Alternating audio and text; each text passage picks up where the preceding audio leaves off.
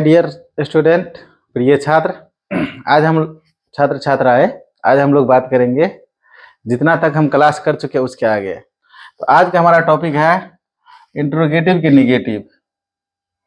Interrogative के negative मतलब वाक्य का शुरुआत होगा क्या से, वाक्य का शुरुआत होगा क्या से, लेकिन उसमें नकारात्मक होगा। मतलब प्रश्नवाचक तो होगा ही और वो नकारात्मक होगा, उसमें नहीं शब्द आएंगे। जैसे कि इसमें दिख रहा है नोट, इसमें भी दिख रहा है नोट, इसमें दिख रहा है हिंदी में भी नहीं। नहीं तो नो या नहीं से शुरू होने वाले वाक्य, तो इनके कुछ रूल है, हम उस रूल को देखते हैं। अब हम अभी पढ़ कहाँ रहे हैं, तो आप जब भी पढ़िए तो आप इस पूरे बात को रिवाइज करिए, एक बार माइंड में रिवाइज करिए कि हम पढ़ कहाँ रहे हैं। तो पहले टेंस के 3 पार्ट, प्रेजेंट, पास्ट और फ्यूचर। अब प्रेजेंट में भी हम काम कर रहे हैं, तो present indefinite, present continuous, present perfect, present perfect continuous.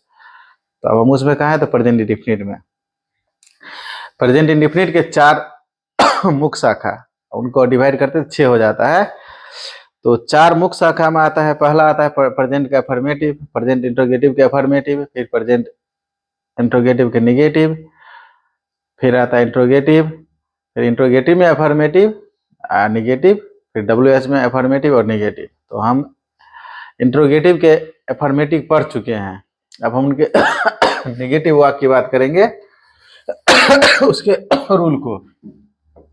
देखिए उसमें रूल क्या बताता है, कहता है डू या डज, डू या does plus subject plus note plus verb, verb का पहला रूप आता है V1 आता है, जो हम याद करते हैं गो, कम, ऐसे, ये सब, प्लस ऑब्जेक्ट, या उसको हम शॉर्ट में लिखते हैं तो यहाँ पर आता है डजंट या डोंट या doesn't, plus subject plus verb plus object. अब ये आते अब यहाँ पर शॉर्ट क्यों कहा गया उसको, तो देखिए डू नोट, अगर हम अलग अलग लिखते हैं तो डू नोट लिखेंगे, अलग अलग लिखेंगे तो डज नोट लिखेंगे, लेकिन हम उसी को एक साथ जोड़ देते हैं तो ये बन जाता है, ये बन जाता है, ये बन जाते हैं डू डज डोंट, और ये बन जाते हैं डजंट। मतलब वो जो है इसमें से, ये वो जो है ना निकल जाते हैं, कट जाते हैं, ये कट जाते हैं और इसमें सारे वर्ड रहते हैं, एन में से, नोट में से वो गायब हो जाते हैं। तो इसीलिए शॉर्ट में डोंट या doesn't plus subject plus verb का पहला रूप प्लस ऑब्जेक्ट, इस तरह से हम इस वाक्य को पढ़ने वाले हैं। ये रूल्स पे काम करेंगे। तो चलिए इसके कुछ हम शॉर्ट एग्जाम्पल को समझते हैं और आगे की काम करते हैं। जैसे कि हमारा डेली लाइफ में क्या काम आता है, तो जैसे कहता है कि क्या वह स्कूल नहीं जाता है। तो अब यहाँ पर आपको यहाँ पर भी कुछ समझना है, ऐसे नहीं कि हम आप ट्रांसलेशन निकाले देखे और बनाना शुरू कर दिए। ऐसे करेंगे तो आप सीख करके भी कुछ नहीं सीखे, अभी सीख लिए, कुछ देर के बाद 1 दिन 2 दिन में भूल जाएंगे। तो उसको समझना है कि डू किसके साथ लग रहा है, डज किसके साथ लग रहा है।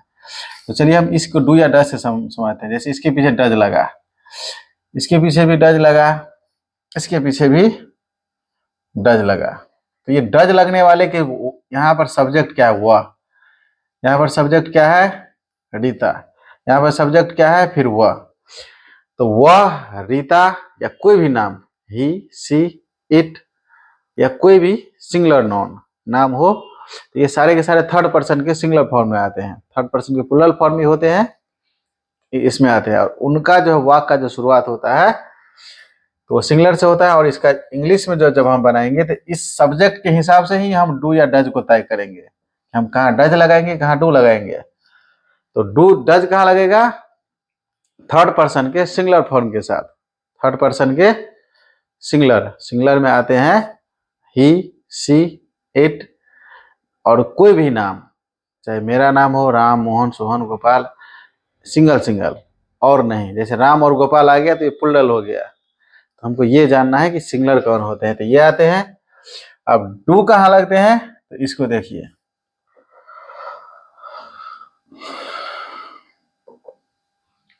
जैसे डू लगा, यहाँ भी डू लगा, यहाँ भी डू लगा, यहाँ भी डू लगा, यहाँ भी डू लगा, यहाँ भी डू लगा। तो डू के वाक्य क्या है कि तुम, हम, वे, आप, बच्चे, मैं।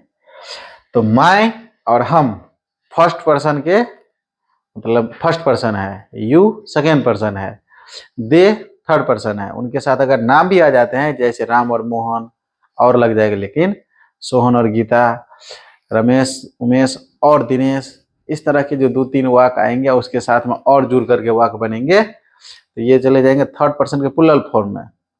या दे आएंगे, दी जाएंगे, दो जाएंगे, जो हम पहले आर का प्रयोग करते थे जिसके साथ, तो वो वाक्य इसमें आएंगे। तो उनके साथ लगने वाला है डू। क्या लगने वाले हैं? डू। डू से शुरू होंगे, डू से। तो उसका सब्जेक्ट बता रहा है कि भाई हमारे साथ तुम डू नहीं लगाएगा तो तुम्हारा वाक्य गलत हो जाएगा। तो चलिए इसको अब हम देखते हैं।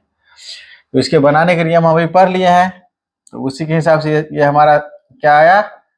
डू या डज आया। ये जो हमारा हेल्पिंग वर्ब है एच बी है, ये हमारा सब्जेक्ट है, ये निगेटिव वर्ड है। गो हमारा वर्ब है, टू हमारा प्रीपोजिशन है और स्कूल अदर वर्ड है या ऑब्जेक्ट है। तो ये काम कर रहा है। इसी तरीके से इसमें भी देखते हैं। डू हमारा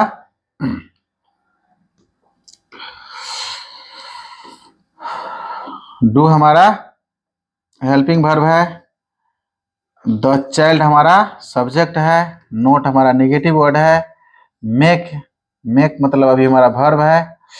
ये जो है यहाँ पर अभी कंजक्शन का काम, कंजक्शन का नहीं, मतलब ये तो आर्टिकल्स है, बशर्ते ये नॉइज लगा।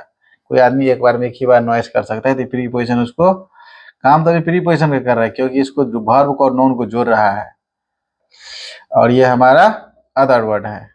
तो ये भी हमको साथ में समझते जाना है कि कैसे बनेंगे, क्योंकि अभी मान लो आपके साथ हिंदी है तो हिंदी से आप इंग्लिश किया, अगर आपको इंग्लिश आएंगे तो इसको हिंदी में कैसे कन्वर्ट करिएगा, तो इसलिए ये जानना है। तो इनके कुछ है, जैसे हम पढ़ के बताते हैं।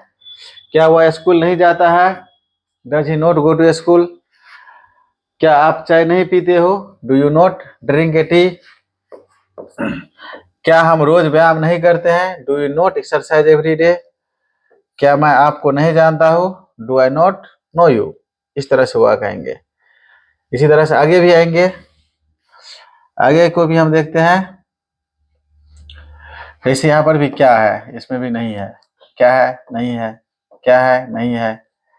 क्या से शुरू हो रहा है लेकिन नहीं है, तो ये हमारा इंट्रोगेटिव के निगेटिव वर्ड है, प्रेजेंट इंडेफिनिट के इंट्रोगेटिव के निगेटिव। अब जैसे इसके कुछ एग्जाम्पल हम पढ़, जैसे कहते हैं क्या वे मांस नहीं खाते हैं? Do you not eat meat. क्या उसे तैरना नहीं आता है? Does he not know how to swim. क्या कुत्ता अजनबी पर नहीं भौंकता? Does the dog not bark at stranger. इन तरह से ये है। इसी तरह से हम आगे भी देखते हैं। अब आगे के वाक्य में कहता है, जैसे इसमें क्या शिक्षक हमें नहीं पढ़ाते हैं?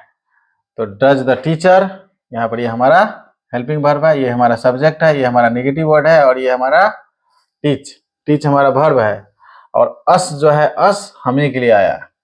वहां पर हम लास्ट में हमें के लिए हम वी का प्रयोग नहीं कर सकते हैं।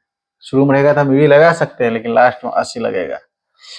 तो इस तरह से वाक्य बनेंगे। जैसे इसमें कहता है क्या माली पौधों को पानी नहीं देते? Does the gardener not water the plant. इस तरह से आएंगे। क्या तुम बाजार नहीं जाते हो? Do you not go to the market.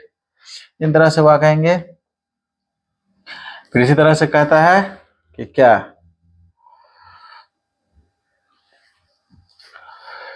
क्या वे यहाँ नहीं आता है? तो do they not come here. जैसे यहाँ पर कहता है क्या वे गिटार नहीं बजाते हैं? Do they not play the guitar. क्या वह हवा नहीं चलती है? Does the wind not blow. इन तरह से आएंगे सारे के सारे सब्जेक्ट। तो आपको इस तरह से अभी काम करना है, ताकि आगे चल करके आपको इसमें परेशानी नहीं आए। तो परेशानी नहीं आएंगे तो हमको समझना है रूल के साथ। चलिए हम फिर एक बार रूल को रिवाइज कर देते हैं। जैसे कहता है क्या वह अंग्रेजी नहीं बोलती है? तो यहाँ पर लगा डज, लड़की की बात कर रहे हैं तो ये सब्जेक्ट, ये नोट, स्पीक हमारा वर्ब है और इंग्लिश हमारा अदर वर्ड है। ये हेल्पिंग वर्ब का काम किया, ये हमारा सब्जेक्ट है, ये हमारा नेगेटिव वर्ड है, और ये हमारा वर्ब है, और ये अदर वर्ड है, V1 है। तो इन वाक्य के साथ हमको समझ के काम करना है। अब इस तरह से जैसे कहता है क्या यह लड़की नाचती नहीं है? तो does this girl not dance. अब यहाँ पर ट्रांसलेशन के साथ साथ हमको बहुत कुछ पे काम करना है। जैसे हमको वर्ब की समझ आना है, उसमें जो वर्ड मीनिंग आ रहे हैं उनका काम करना है। जैसे वर्ब है smoke, wine, fly, watch, speak, wash, bit, work, right, dance, ये सारे वर्ब है। तो हमको वर्ब का वर्ब V1, V2, V3 ये सारे के सारे चीज जानना है। साथ में हमको इसके साथ लगने वाले अदर वर्ड को भी जानना है, जैसे मैच। आज जानना ही नहीं है, उसकी मीनिंग को आना है, क्योंकि अभी ना आपको मतलब हिंदी टू इंग्लिश है, एग्जाम्पल है, आपके सामने सिर्फ इंग्लिश वर्ड आएंगे, आपको कहेगा उसको पहचानिए, या खुद आपको उसको डील करना होगा, और आप पढ़ते लेंगे, रीडिंग दे देंगे। जैसे रीडिंग देना है, does the blacksmith not beat the iron. अब इनके मतलब क्या हुए ये नहीं जाने, क्योंकि आपको हिंदी नहीं है। लेकिन अगर आप उसको जान लेंगे कि डज या डू कहाँ लगते थे, रूल याद रखना पड़ेगा। ब्लैक स्मिथ मतलब क्या होता है, लोहार होता है, तो ये जानना है। बीट मीन्स क्या होता है, तो पीटना होता है, ये जान लिए। आयरन मतलब क्या होता है, लोहा होता है।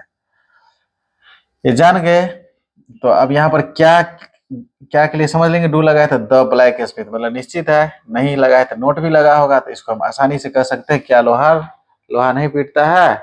आपको इसको इस तरह से समझ लीजिए, लेकिन इसके लिए पहले आपको वर्ड मीनिंग आना है, ब्लैक स्मिथ का, बीट का, आयरन का, और कैसे लगेंगे ये रूल भी आना है। अगर आप ये दोनों काम कंप्लीट कर लेते हैं तो 100% आप एक अच्छे विद्यार्थी माने जाएंगे और अच्छा से आपका क्लास वर्क पूरा होगा। तो चलिए, आपको इस बातों पे काम करना है और ध्यान भी देना है। अब हम आगे का क्लास पढ़ेंगे WH टाइप।